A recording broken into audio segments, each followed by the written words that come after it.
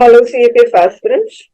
इस वीडियो में हम argument question allowing private sector into Indian space industry is not a good idea, ये वाला आर्गुमेंट क्वेश्चन का हम डिस्कशन करेंगे। आंसर आपके स्क्रीन में आपको नजर आ रही है, और अगर आपको इस आंसर का पीडीएफ चाहिए तो आप टेलीग्राम ग्रुप में मैंने ये पीडीएफ पोस्ट कर दिया है, तो आप लोग ले सकते हैं। टेलीग्राम ग्रुप का नाम है कॉम्पिटिटिव इंग्लिश बाय रशियन, जो यूट्यूब चैनल का नाम है। और राइटिंग सेक्शन बैच का ये क्वेश्चन है।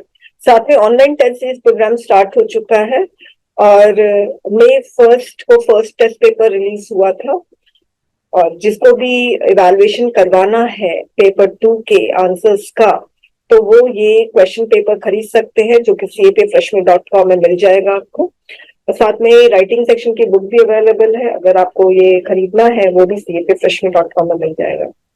तो चलिए शुरू करते हैं। Allowing private sector into Indian space industry is not a good idea.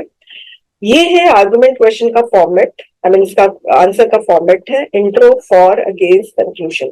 Students देखिए, अंडरलाइन करना जरूरी है, INTRO ये भी लिखना जरूरी है। स्टूडेंट्स बोलते हैं मैम इसको नहीं लिखेंगे तो भी चलेगा। अगर लिख दोगे तो क्या हो जाएगा, पहली चीज। दूसरी चीज है, आप इंट्रोडक्शन लिख के ये बता रहे हो कि ये वाला जो पार्ट है वो इंट्रोडक्टरी पार्ट है, तो एग्जामिनर को आसान हो जाएगा समझने में। आप नहीं चाहते हो कि आपके आंसर बहुत एफर्टलेसली, स्मूथली, स्पीडीली एग्जामिनर समझ जाए, तो इंट्रोडक्शन वर्ड लिखना जरूरी है। कोई कोई ये भी कहते हैं मैम इंट्रोडक्शन देना जरूरी है, तो जरूरी है, मगर शॉर्ट रखो इंट्रोडक्शन। इसलिए जरूरी है क्योंकि आपको आर्ग्यूमेंट को ओपन करना है। आपको जो आर्ग्यूमेंट है ये, इसका बैकग्राउंड देना बहुत जरूरी है, इसकी हिस्ट्री बतानी जरूरी है, आर्ग्यूमेंट क्यों हुआ ये बताना जरूरी है।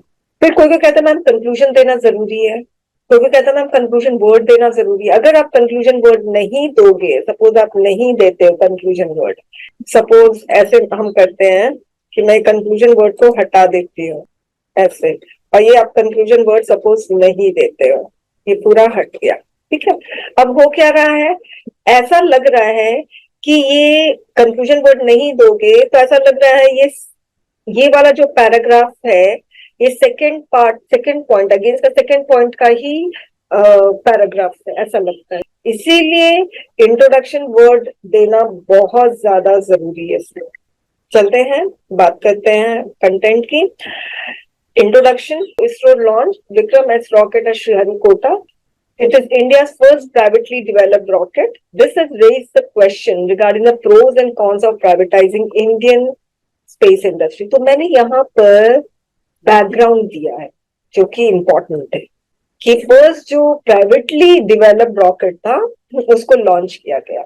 अब इसके फेवर में क्या लिखना है। अब फॉर में स्टूडेंट बोलता है मैम ऐसे लिखे, allowing private sector into Indian space industry is not a good idea because, या ऐसे लिखिए argument in the favour of statement. So इतना लंबा चौड़ा लिखे अपना टाइम वेस्ट मत करो। आर्गुमेंट का क्वेश्चन का आप इंस्ट्रक्शन देखते हो यूपीएससी क्वेश्चन पेपर में, तो आपको साफ साफ दिखता है राइट, फॉर एंड अगेंस्ट। तो मैंने यहाँ पे फॉर लिखा है, तो क्वेश्चन के इंस्ट्रक्शन को फॉलो किया है, ठीक है। फेवर भी मत लिखो, फॉर लिखो। Since its inception, ISRO has always intended to work on projects that can assist India to become self-reliant. The space program always worked on applications like resource mapping, remote sensing, tracking of land use. But on the other hand, private companies will focus on profitable interest instead of developing solutions that cater to the immediate socio-economic needs of the country. तो इसरो का क्या objective है और private companies का क्या objective है, दोनों का एकदम क्लैश करने वाला ऑब्जेक्टिव है। एक जो है वो सोशल इकोनॉमिक कॉज के लिए रॉकेट को डेवलप करना या स्पेसशिप भेजना, मगर जो प्राइवेट कंपनीज का जो फोकस है वो प्रॉफिटेबल टाइप का है, प्रॉफिट ओरिएंटेड फोकस है इनका। Raw data of ISRO in the hands of private companies may lead to misuse or improper utilization of data. It may also cause a leakage of sensitive information by private players to other countries. तो इससे क्या होगा कि जो India का जो security है वो थ्रेटन हो सकता है अगेंस्ट में। The most basic way to secure our space capabilities is to distribute them across many different satellites and spacecraft. Space capabilities को बढ़ाने के लिए प्राइवेट कंपनीज का इसमें होना जरूरी है। This will ensure the continuity is unaffected even if one enemy power manages to deactivate one or more of our satellites. ठीक है। सेटेलाइट बहुत सारे होंगे, अगर कुछ सेटेलाइट डैमेज हो जाती है, डीएक्टिवेट हो जाती है, तो हमारे पास और सेटेलाइट्स है।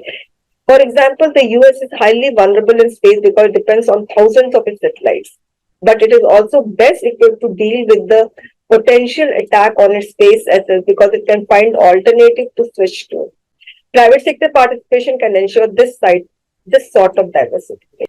ISRO's annual budget has crossed itna crores and is growing exponentially. However, the demand for space-based services in India is far greater than what ISRO can provide. Therefore, private sector investment is necessary. The private sector investment will also help in sharing the risk of failure as failure costs will be distributed. Fine. अब यहाँ पे conclusion है.